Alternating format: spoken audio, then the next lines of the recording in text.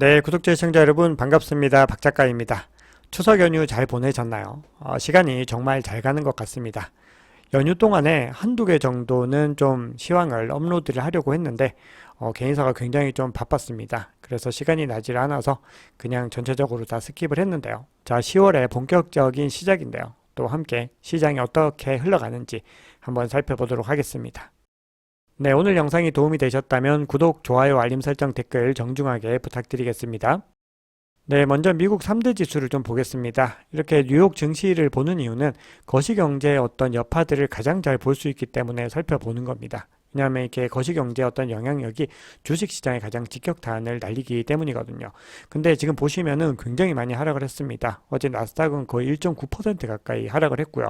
지금 다우지수도 1.3%가량 하락을 해서 지금 3대 지수가 다 좀 무너지는 모습을 보였는데요. 네, 그 핵심적인 이유는요. 미국의 장기 국채금리가 다시 급등하기 시작한 겁니다. 그래서 지금 투자자들은 국채금리의 가파른 상승세와 그리고 채용 관련 경제지표 그리고 연준의 어떤 당국자들의 매파적인 발언 등을 주시하면서 시장을 바라보고 있습니다. 네, 먼저 국채금리부터 보겠습니다. 지금 이게 10년물인데요. 지금 보시면 한 달 사이의 수치인데 최근에 한번 크게 급등을 했었는데 더 크게 치고 올라가는 모습을 보이고 있고요. 지금 30년물도 지금 굉장히 급등하는 모습을 보이고 있습니다. 자, 이런 커브들을 그리고 있는 거죠. 그래서 지금 10년물 국채금리는 지금 촬영 시점 기준으로는 아주 소폭 하락을 했지만 4.8%를 돌파하면서 2007년 8월 이후 최고치를 경신을 했고요. 30년물도 4.9%를 넘어서면서 지금 2007년 9월 이후로 최고치를 경신을 했습니다. 그래서 지금 이 국채금리가 상승한다는 것은 연준이 더 높은 금리를 더 오래 유지할 것이다라는 우려감 때문이고요. 자, 이렇게 국채금리가 올라간다라고 하는 것은 채권의 가격이 하락하는 것이기 때문에 계속해서 매도세가 나오고 있는 거거든요. 그래서 지금 거시경제적인 상황들이 좀 진정이 되려면 채권 시장의 어떤 매도세가 좀 진정이 돼야 될 필요가 있습니다. 그리고 그 영향이 비트코인을 비롯한 암호화폐 시장에도 영향을 주고 있습니다. 네, 그리고 연준의 주요 당국자들도 계속해서 매파적인 발언을 이어가고 있습니다. 래피얼 보스틱 애틀랜타 연은 총재 같은 경우는 원래 비둘기파에 속하는 사람인데요. 그럼에도 오랫동안 높은 금리를 유지하는 것이 적절하다고 생각한다라는 매파적인 발언을 하면서 지금 조만간 금리가 인하될 가능성이 있다라는 어떤 이런 가능성을 차단하고 고금리 환경의 장기화 위험을 계속해서 강조를 하고 있습니다. 그 외에 로레타 메스터 클리블랜드 연은 총재라든지 미셸 보만 연준 이사 같은 경우도 계속해서 금리를 올해 한 차례 더 올려야 된다는 주장들 그리고 인플레이션을 2%대까지 되돌리려면 추가 금리 인상이 필요하다 이런 주장들을 하고 있습니다. 자, 이런 상황에서 어제 미국 노동부의 구인 이직 보고서가 발표가 됐는데요. 지금 961만 건으로 전달보다 지금 69만 건이 증가를 했습니다. 그리고 월스트리트 저널의 예측치인 880만 건을 훨씬 더 웃도는 것으로 집계가 되고 있거든요. 자, 그래서 이 지표는 고용시장이 여전히 굉장히 타이트하다는 걸 시사하고 있고요.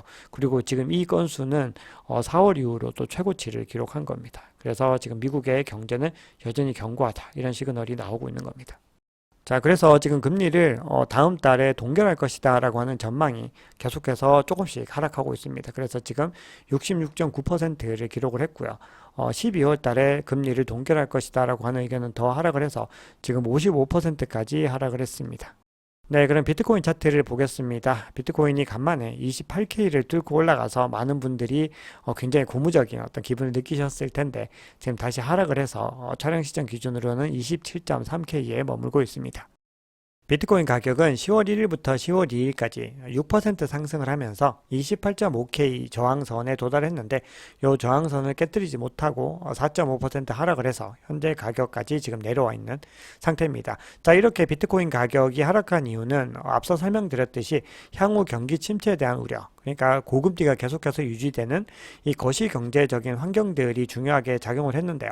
거기에 더해서 지금 10월 2일에 이더리움 선물 ETF가 공식적으로 출시가 됐는데 그 성과가 굉장히 좀 예상보다 저조했던 것들도 함께 영향을 미친 것으로 분석되고 있습니다.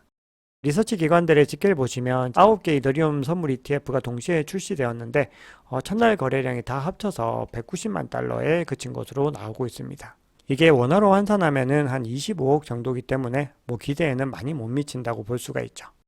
네, 그리고 규제에 대한 압력들도 더 가중이 되고 있는데요. 지금 바이낸스가 집단 소송을 당했는데 이런 부분들이 또 시장에 영향을 미치고 있습니다. 10월 2일입니다. 북부 캘리포니아 지방법원에서 바이낸스 US와 바이낸스 US의 CEO 창펑자오를 대상으로 해서 지금 집단 소송이 제기가 됐습니다. 네, 이 소송의 핵심은 경쟁자였던 FTX 거래소에 지금 피해를 줌으로써 암호화폐 시장을 독점하려는 목적의 어떤 불공정 경쟁이 일어났다. 이런 주장들이 제기가 된 겁니다. 특히나 바이낸스가 FTT 토큰 보유량을 대량으로 매각을 하면서 일단 발생했다라고 지금 집단 소송에서는 보고 있는 거죠. 그런데 거기에 대해서 지금 창펑자오의 진술이 허위이고 오해의 소지가 있다라고 얘기를 하면서 지금 창펑자오가 의도적으로 지금 FTX 토큰의 가격을 낮추기 위해서 이런 행동을 벌였다라는 겁니다. 그래서 이 부분들이 지금 소송이 제기되면서 지금 바이낸스는 조금 더 위기에 몰리는 그런 모습들을 보이고 있죠. 자, 어제 비트코인은 0.43% 하락을 하면서 미국 증시보다 훨씬 더 선방한 모습들을 보였습니다. 그리고 이더리움도 0.42% 하락을 했고요. 그 외에 지금 리플은 4.86% 상승을 했고 나머지 알트코인들도 좀 여러 가지로 혼조세를 보이는 모습들이었는데요. 전반적으로 미 증시에 비해서는 선방한 모습들을 보이고 있습니다. 네, 비트코인 도미넌스는 이틀 연속 큰 폭으로 상승을 했다가 어제는 소폭 하락을 해서 현재 촬영 시점 기준으로는 50.28입니다. 공포 및 탐욕 지수 같은 경우도 어제보다 한 계단 하락해서 49인데요. 중립 상태를 유지하고 있습니다. 네, 그러면 CBD 차트를 보겠습니다. 먼저 파이어 차트부터 보겠습니다. 매수벽을 보시면요. 지금 현재 가격 바로 하단입니다. 27K 조금 상단에 옅게 매수벽이 존재하고 있습니다. 그래서 이 구간이 단기적으로 지지 구간으로 작용을 할 가능성이 있고요. 그리고 그 하단에 26K 부근에서 굉장히 좀 뚜렷하게 지금 매수벽이 하나가 형성이 되는 걸 볼 수가 있습니다. 그 상단으로도 꽤 촘촘하게 되어 있어서요. 가격이 하락 시에 이제 매수벽에 의해서 지지를 받고 여기서 많은 또 흡수들이 일어날 수 있는 그런 여건들이 만들어지고 있죠. 자, 그런데 매도벽 같은 경우는 지금 28K에서 굉장히 뚜렷하게 있었던 매도벽이 현재는 거의 보이지 않고요. 지금 아주 작게 나타나고 있는 모습들을 보이고 있습니다. 그리고 이 구간까지는 여기에 지금 하나가 형성이 되어 있지만 전반적으로 매도벽은 크게 뚜렷하게 나오지 않고 있는 모습들을 볼 수가 있습니다.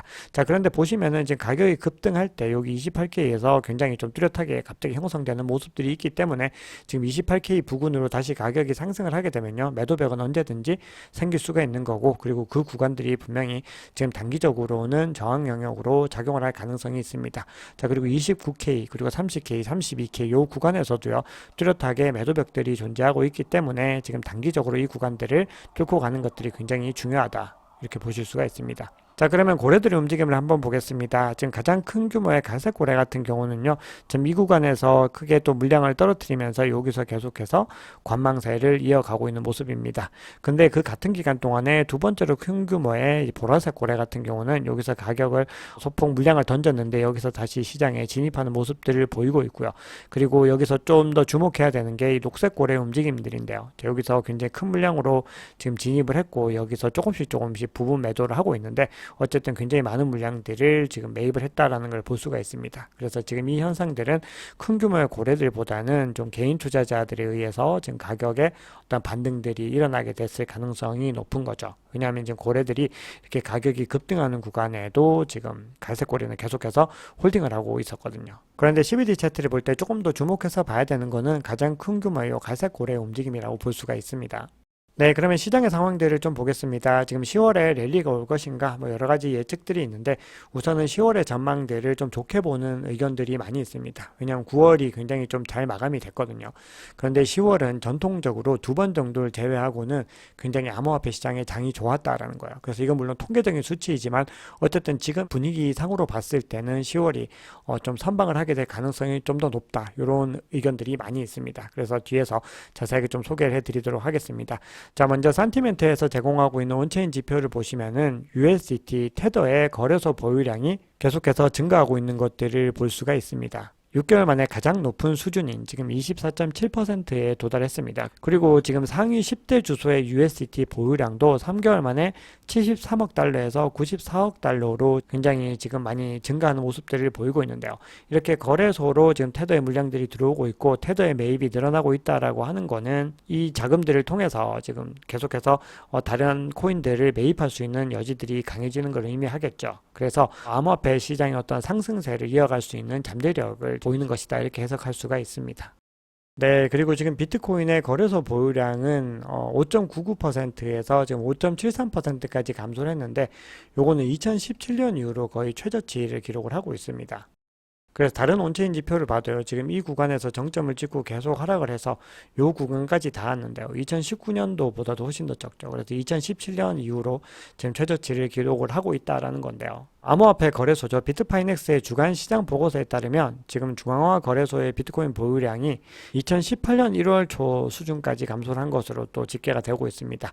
그래서 지금 비트파이넥스는 어떻게 분석을 하고 있냐면은 거래소 보유량의 감소와 지금 암호화폐 가격 상승 사이에 상관관계가 있다 이렇게 얘기를 하면서 지금 이렇게까지 줄어드는 것은 강세장의 도래 가능성을 시사한다 이렇게 얘기를 하고 있습니다. 자, 그러면 중요한 뉴스들과 가격 전망대를 좀 보겠습니다. 자, SEC가 리플의 어떤 약식 판결 결과에 대해서 중간 항소를 신청을 했죠. 결국 미 법원이 SEC의 리플 판결 항소 신청을 거부했다라는 속보가 전해졌습니다.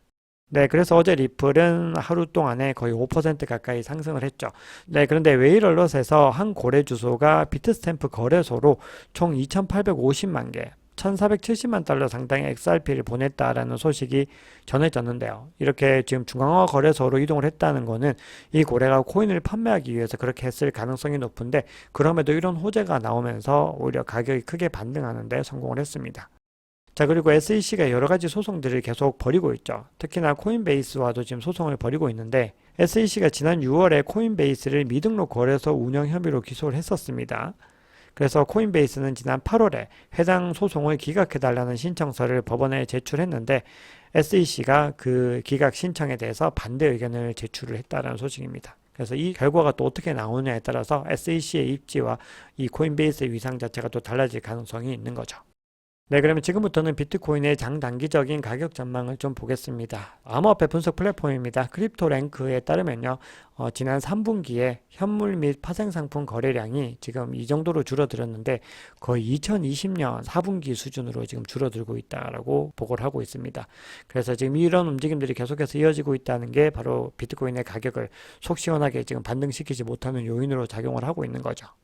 네, 그럼에도 지금 2012년 이후로 지금 9월 달에 비트코인 수익률 집계를 봤을 때 이번 3분기가 역사상 세 번째로 높은 수익을 거두면서 마감을 했습니다. 그래서 굉장히 지금 흐름 자체가 나쁘지 않다라고 볼 수가 있는 거죠. 네, 그래서 지금 10월 달에도 아마 랠리를 좀 이어가지 않을까 이런 전망들이 조금 더 우위에 있는 모습들을 볼 수 있는데요.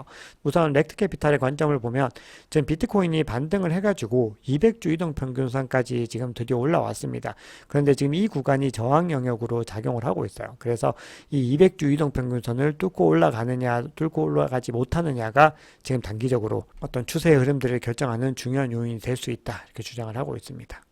자, 이번에는 글래스노드의 공동 창업자의 관점을 좀 가지고 와 보겠습니다. 지금 현재 불리시한 지금 강세장의 신호가 그대로 유지가 되고 있다고 주장을 하고 있는데요. 그 근거로 지금 BTC와 SPX 즉 S&P 500의 비율이 봤을 때 지금 우리가 강세장이 있다라는 의견을 지금 보이고 있는 거거든요. 근데 역사적으로 과거의 사이클을 한번 보시면은 SPX가 40% 상승을 할 때 45배 상승을 했던 구간이 있었고요. 그리고 41% 상승을 할 때 6배 상승을 했습니다. 이게 바로 지난 반감기고 그전 반감기 사이클에 해당되거든요. 그리고 지금 이 구간에 현재는 와 있는 상황인데요. 지금 비트코인 가격이 이 시그널선, 그러니까 이 비율에 대한 이 시그널선을 뚫고 올라갈 때 강세장이 시작되었다라고 이야기를 하고 있습니다. 근데 지금 보시면 최근에 이제 돌파를 한 거예요. 그래서 이 시그널선을 돌파를 하면서 지금 상승 추세로 조금 전환을 했는데 다시 하락을 해서 지금 이 구간에 지지를 받고 있는데 다시 반등을 하고 있다는 겁니다. 그래서 지금의 전체적인 흐름으로 봤을 때는 지금 아마도 대규모 강세장의 시작 부분이 아닐까 이렇게 주장을 하고 있습니다.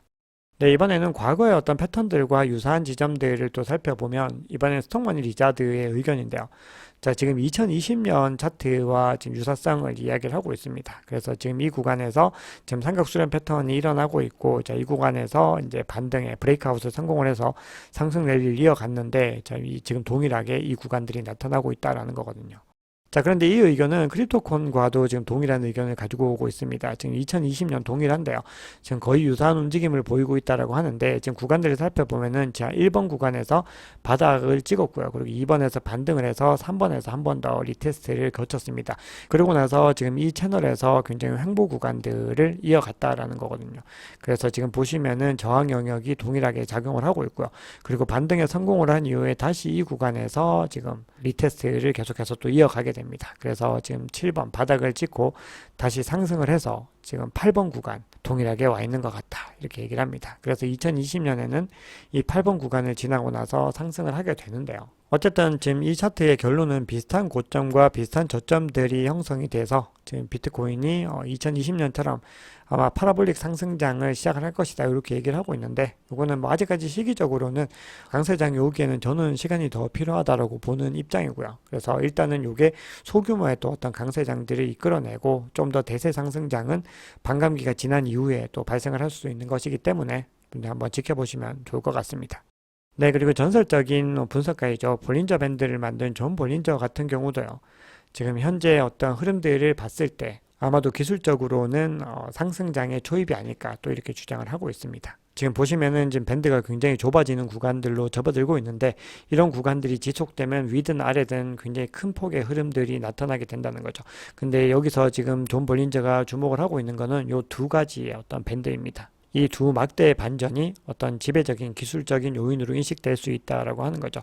그래서 아마도 지금 이 상승 랠리에서 이 구간을 뚫고 상승할 가능성이 높다라고 주장을 하고 있는데, 근데 여기서는 역시 중요한 어떤 단서가 있습니다. 더 집중적인 매수세가 나타나야 된다라는 겁니다. 그래서 지금 현재 매수세가 간만에 조금 유입이 됐었는데, 매수세가 조금 더 집중적으로 유입이 되면서 이 구간을 뚫고 올라가야 된다라는 건데, 이 부분들도 계속해서 우리가 지켜봐야 되는 부분이죠. 네, 결론적으로 이 가격이 계속해서 상승 추세를 또 이어가기 위해서는 몇 가지 전제들이 필요한데요. 트레이더들은 좀 두 가지를 좀 언급을 하고 있습니다.